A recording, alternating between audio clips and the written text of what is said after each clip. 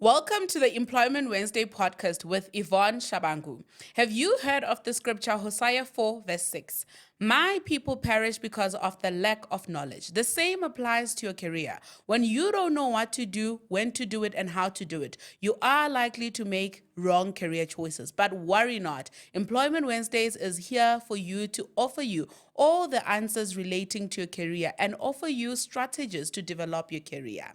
Enjoy. Hi, everyone. You are welcome to another episode of Employment Wednesdays. And in this session, we have another episode of Law Without Borders. I am seated with one of my favorites, Tellebo Motshwane, an admitted attorney of the High Court of South Africa. She is a managing director of the Collective Intelligence Legal Consultants and is the founder of Sister in Law. Tellebo specializes in family law and commercial law. Amongst other achievements, Tellebo is a recipient of the Mail and Guidance Top 50 Powerful Women Award in 2022 and is an alumni of the Nelson Mandela Washington Fellowship for the 2021 cohort. Oh my God. What a bio. So amazing. Tellebo, over to you. Introduce yourself. Thank you. Thank you so much for having me, Yvonne. Finally, congratulations on starting this podcast. Welcome to the Podcasters Circle. Thank you very much. Thank you so much for having me. And hi to your listeners, your viewers. I am Tellebo Motshwane. I am an attorney. Thank you for that introduction. I'm a mom, I'm a wife, I'm a sister, I'm a friend. I'm the founder of Collective Intelligence, which is my maiden company, and Sister-in-Law, which is the company or the platform rather that I'm more or rather popularly known for. Okay. Yeah. All right.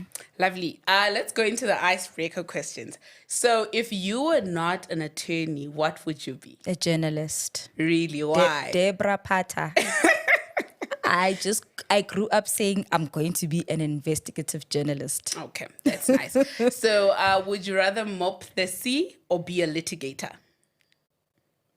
Oh. I live with a litigator. Yo, let me just mop the sea. Because I know like he can do that litigation for me. I'll mop the sea. Okay, that's right. And then what is the last self-development book you've read? I am currently reading The 4 Pillars of Success. Okay, how are you finding it? I'm finding it very interesting. It arrived at the perfect time in my life where I was just more intentional about the mentorship program that I started so many years ago. And one of the first pillars are actually how you build success through mentoring others. Oh, so nice. I'm finding it very beneficial for this season that I'm in. Okay, that's interesting. And then lastly, coffee or mimosas? Commosas. Wow, how does that even work? I can't let go of one for the other. We will just have to have both. Okay, so briefly, please take us through the requirements of becoming an admitted attorney in South Africa. Yeah, I don't remember. It was so long ago, but The basics. You don't have to go into it. I studied LLB, straight LLB, took 5 years. Okay. Okay. And then I attended PLT. I did the night school because I was busy with articles during the day. Okay. So I did PLT for 6 months. And then I wrote the 4 board exams. I didn't write 4 in one go. That was the plan initially, to write all 4. And then somewhere along the way, I was like, if you write all 4, you're going to fail all 4. So just pick 2. And I picked 2 and I proceeded. I passed the first 2 and I thought, okay, great. The next 2 are also going to be a breeze. Nope. Bookkeeping was like, calm down, sweetie. And then after getting it wrong with bookkeeping, I came back fighting for my life. Then passed the board exams. And then I finished the 2 years of articles. And then I was then ready to apply for admission, and I became admitted. And as you may know, I've written the notary. Okay. Awaiting to do my admission that you've been on my case for a long time. And I'll be writing conveyancing soon. So, Okay, nice. Yeah. The overachiever. Would you say it was easier securing articles during your times, or is it as hard as currently it is? I think every like generation has its own difficulties to deal with, or challenges when looking for employment, right? For me, it was generally challenging. I think I had a very similar experience to you in that I only found out about articles in my third year, and I was like, all of us, I think like 80% of us were I was all like, what do you shocked. mean? And I found out because the lecturer had asked, who here has already secured articles? And I was like, I don't know what that is. But, enough people in the room had put up their hand, and I was like, what is it? And then she's like, okay, for those of you who don't know what articles is, you better get home and start sending out your CVs to companies because the big firms have already started recruiting for 2 years' time, basically. And I was really feeling demotivated, and just my confidence was really at a minimal because I was like, I don't even know what this is. I don't know where to start. And I was feeling overwhelmed. And obviously by the time I was now looking for articles, because everybody had made it seem like if you don't get articles at the big big 5 or the top 10 in South Africa, then you're pretty much not going to amount to anything, right? Sure. So I spent a lot of my, third year trying to really chase after those big law firms. And eventually when it wasn't working out, I was now, heading towards finishing my final year. And I was just like, you gotta get what you can take. Okay. And that's where back then I didn't have access to the internet. I didn't have access to resources, right? Sure. So what I did was similar to you. I didn't take the yellow pages. I should have, but I would basically every time I was in a taxi and we drove past anything that said attorneys, notaries, and conveyancers, I'd jot down the name, and then later on go do an internet search for the company and try get a contact number or email address, and I pretty much called all of the attorneys or every single law firm in Gauteng, pretty much, because I'd be taking a taxi during the week for school or on weekends going to visit friends and family or whatever the case is. But any little firm that I'd see, I would then, do a Google search for it and then approach them. And usually if you do a Google search, sometimes it will give you results that are similar. So all the names that would pop up, I would then email them as well. And unfortunately, at that time, I didn't have somebody or I didn't have access to information on how to put together a CV, how to put together a cover letter, and how you must actually introduce yourself in the email. You can't just, oh, please, I'm looking for a job. I mean, I'm looking for a job is great, but it was always just not, it wasn't intentional, or it wasn't, the approach was obviously lacking in tact or just, it wasn't strategic, Yes. So it was just, hi, please see my transcript attached. I'm unemployed at the moment. I'm looking for a job, And now, obviously, knowing better, I know that introductory email is very important, Sure. I am Tellebo. I'm a fourth year student. Yeah. I currently have an interest in contract law or in family law. I've done a Google search on your firm, and I note that one of your major practice areas is family law, and I really have an interest in family law. Sure. I'm unemployed at the moment. I'm looking for vacancy as a candidate attorney. Yeah. If you don't have any positions, are you looking for someone to assist with admin? Yeah. No, that's really good because I've realized that there is actually a gap in how people conduct themselves when looking for jobs, right? I even noted I've been getting DMs on LinkedIn and somebody's like, hey, I see that you've done a master's in banking law. Please give me advice. And then I'm like, what do you mean? What are you talking about? Yeah, because that's a very broad area, right? So I would actually highly recommend that before you send out a CV, before you actually approach anyone, because now people network in a very careless manner. I'd say handle your job search with care, right? And I'm saying that not to say it has to be perfect, but when you approach people, a person must want to help you. They must not feel like you're sloppy, like Absolutely. you're just doing it for vibe. So I really like that we actually said you wish you would have known better, and now that you know better, you actually handle things better and you advise that people actually do better as well. And then also you actually answered this question partly, but I'd want to know, did you know about any other options? Since you say you didn't know about articles, what was your plan to, what were you going to do after your LLB? My plan was you better finish your degree. Okay. You know, I had a child at a very early age. I was basically in my first year of studies. And I just knew that I can't disappoint my parents twice. Sure. I can't disappoint myself twice. And so the plan was really just to finish. I did know that I was going to be a lawyer, but I didn't actually know the options that existed. Okay. Being an advocate, being an in-house counsel, working for NPOs, working for government, working as an attorney as well, like a practicing attorney. I didn't know those options existed. Sure. And I think that's part of the reason, or part of the big reason why I've been very intentional about creating a platform that allows, young students to have access to the kind of information on the roles and basically the careers that exist Sure. within the legal profession, and so that's big for me. Like just the podcast itself, ideally how I've seen it work in beautiful ways is, hi Tebello, I noticed that you, or rather, hi Yvonne, I noticed that you were featured on Tebello's podcast and that you're an aviation lawyer. I've never known about aviation law, but everything you spoke about was so interesting. Sure. I'd like to borrow 15 minutes of your time just to get an understanding of what it is that, aviation entails on a daily basis. I don't think I got enough information from the podcast, but this is something that I am keen in finding out more information about.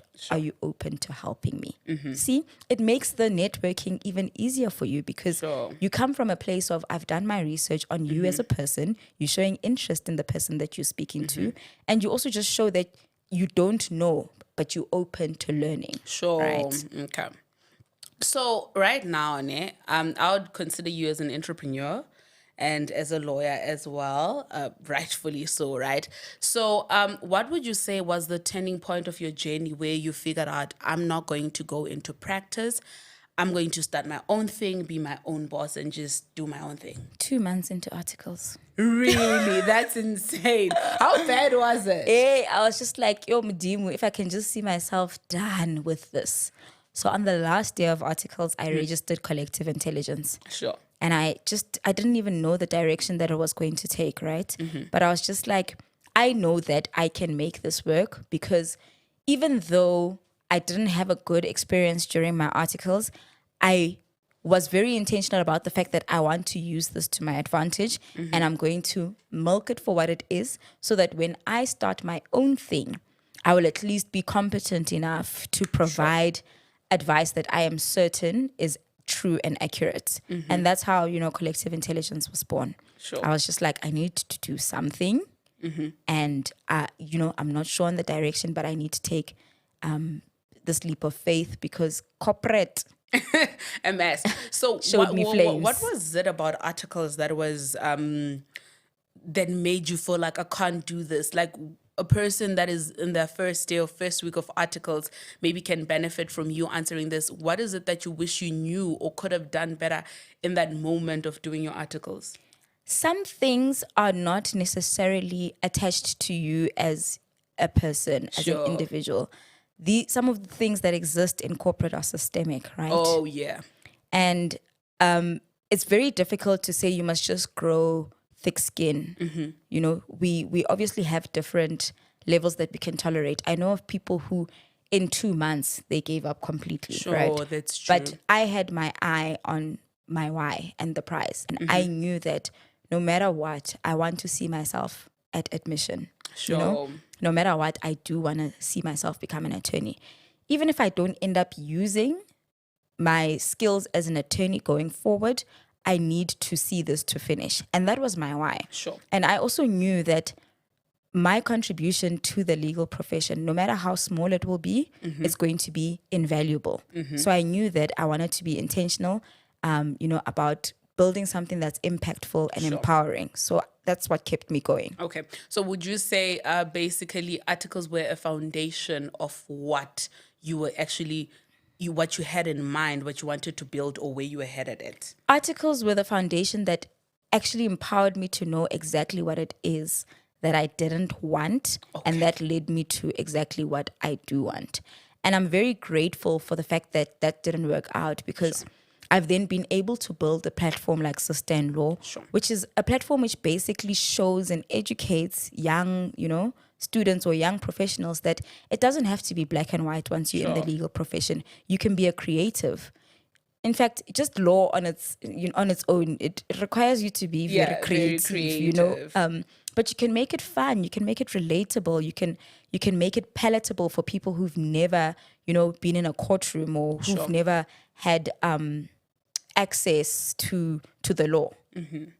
No, that's good because I feel like it's giving you had a script of my questions actually, because I was gonna ask you to tell us about Sister-in-Law, but you've went into that. So what does your day look like?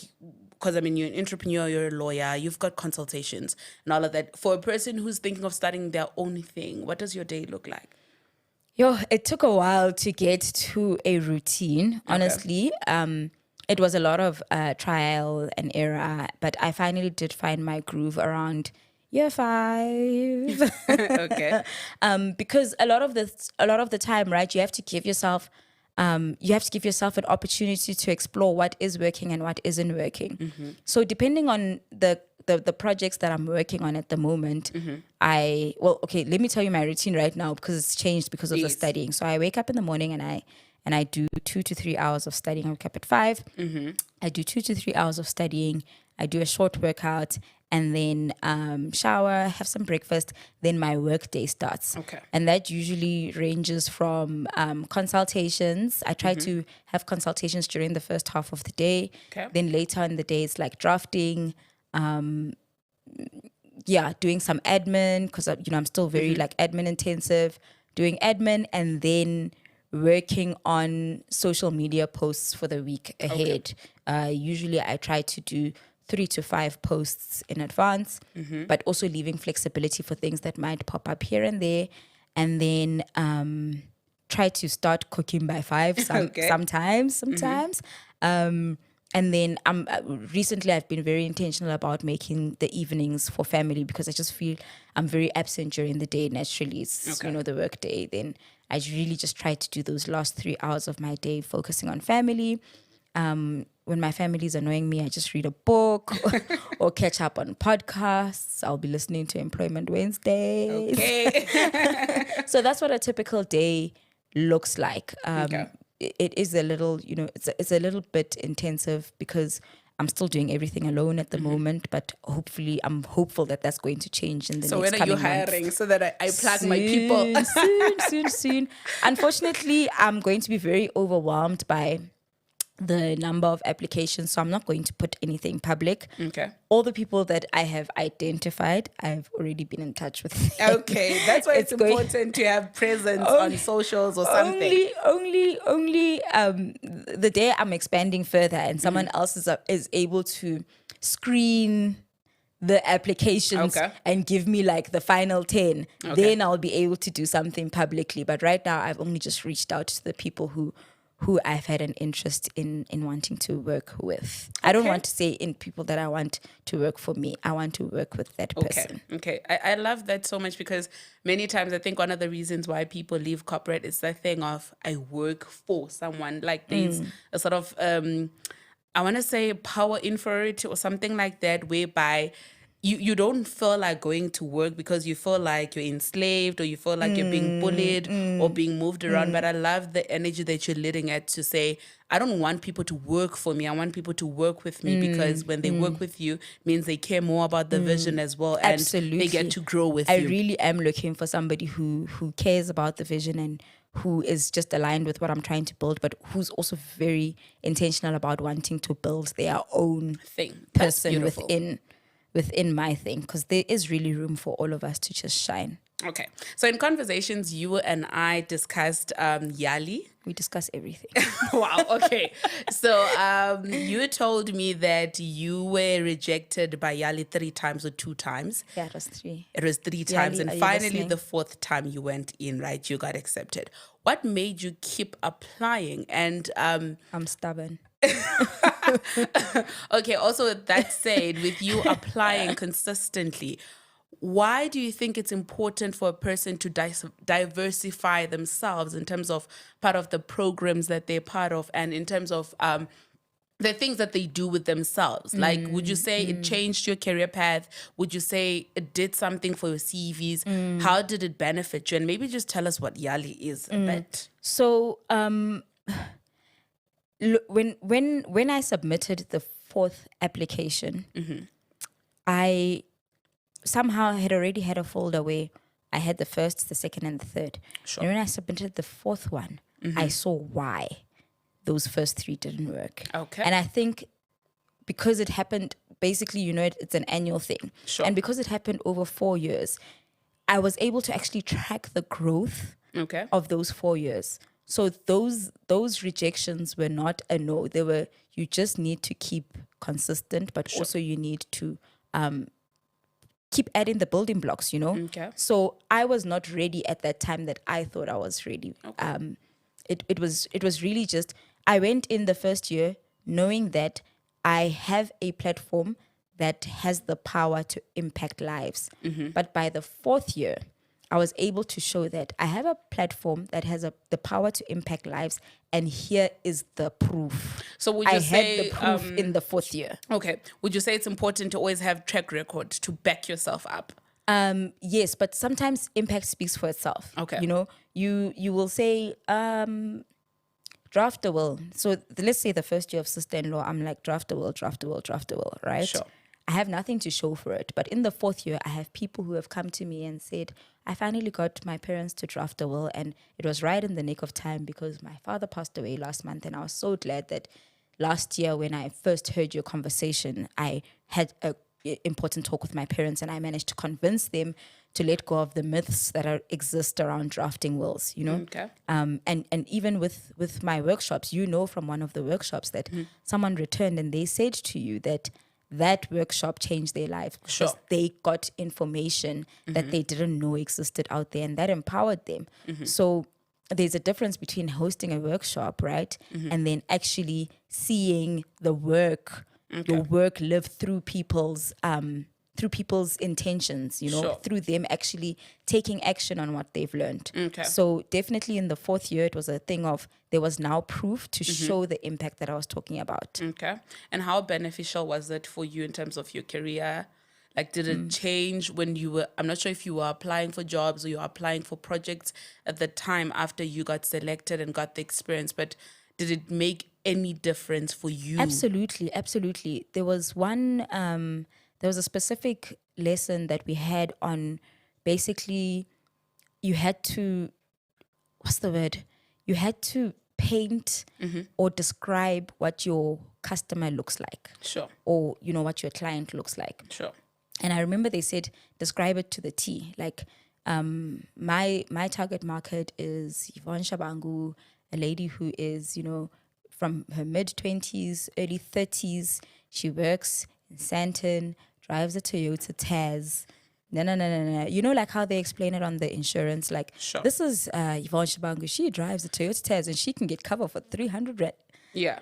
Literally had to describe that person to the T. And that actually helped me realize that who's your target market? Okay. And then I was able to package my services in a way that it would appeal to the people that I'm trying to target. Then there was another lesson as well on public speaking and networking. Sure. And really that elevated the nature in which, or rather the structure in which I tell stories. Sure. Make them relatable by speaking about either yourself saying, my parents divorced when I was young, and that's the reason why I studied law, because I wanted to understand how to empower women, because my mom was on the back foot during, her divorce proceedings many years ago. Or you can say, I have a client, you don't say the name, but I have a client who, her husband passed away and the husband didn't have a will, blah, blah, blah, blah. So telling stories in a way that shocks people at first, but then they are engaged and now you have their attention. And then at the end of that conversation, people must be inspired to take action. Okay. So those were some of the things that I learned. Apart from that, it's a really great network to have. It's a great name to have under your belt. Being affiliated, I've had people reach out to me for collaborations, just from being part of that alumni network. Okay, that's great. So did you guys have to do it virtually? because of Don't take me back to that COVID-19. pain. Because then it brings me to my I question. did Washington from my study. Wow. Okay, by the way, now, if you apply for YALI, you actually go to Europe. So you guys should consider. Oh, is it now? Yes. Okay, I thought it was Washington still. Okay, overseas, let me say. Oh, I love that. I love Let that me say overseas. overseas, guys. I was going to say, okay, maybe I must apply again. Yeah, Okay. but yeah, you actually do go overseas Yes, compared to but how it that's was. how it was before, right? The only reason it became virtual was because of COVID. It was always you going Yes. to Washington. Yes. So now it brings me to my question. How did COVID-19 shift your career path or your business model? Shoo, it moved it. Oh, it actually helped because I then realized that I am stronger online than Okay. I am in any other form of marketing. Okay. Right? It helped me to move a lot of my business to online. Unfortunately, I've sort of now gone back to a place that requires me to sort of be on the road often, which is for me is not beneficial. I really make more money from just sitting behind my laptop all day and just Okay. bringing in all those consultations online. So for me, it really did help. It helped in also, I gave up on the idea of finding office space again because when Okay. I started, I used to have office space. So I managed to then get rid of that expense because I realized that, okay, I can just do everything from my study. And later, when things progressed and we were able to go outside again, then I started meeting clients at coffee shops. And then there was no longer an expectation of a client wanting to meet you at an office Physically. because Okay, yeah. All right. So, would you say a person who wanted to start their own thing, something similar to sister-in-law, would you say admission is necessary, or it's something that they can say after getting their LLB degree and just start? You know, not just sister-in-law, but your IP company as well. I think the most important thing is to be open to, the fact that even though you may have a big plan for your life, things don't always work out as you envisioned. Okay. So sometimes it's easy to just go with the flow until you're at a season in your life where you're able to appreciate what to make of the flow and how to start building in accordance or in the same direction as that flow, right? Okay. I don't want to say definitely chase for admission. For me personally, it was that goal that I wanted. And there was really just something about taking a picture in front of that board that just said, girl, now you know what you're doing. You know what you're Okay. talking about. And this is just that stamp of approval. For me, it was that stamp of approval that was important. But there are a lot of people who have built careers just from having an LLB degree.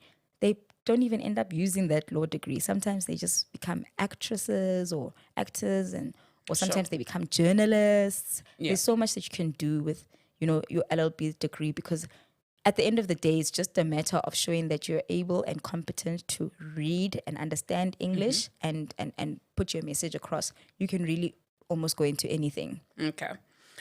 So what do you think can be done to close off the gap between high school, university, and then the workplace? Because I feel like there's a very big disconnect, and that's why we end up doing careers that we're not sure of, or careers that don't pay us, or careers just for vibe. Because you know how culture says you're not good enough if you're not a medical doctor, you're not an accountant, you're not a lawyer. But now as things progress, we realize how careers have become modern. We've got influencers that are actually doing way better financially than lawyers, than doctors, and all of that.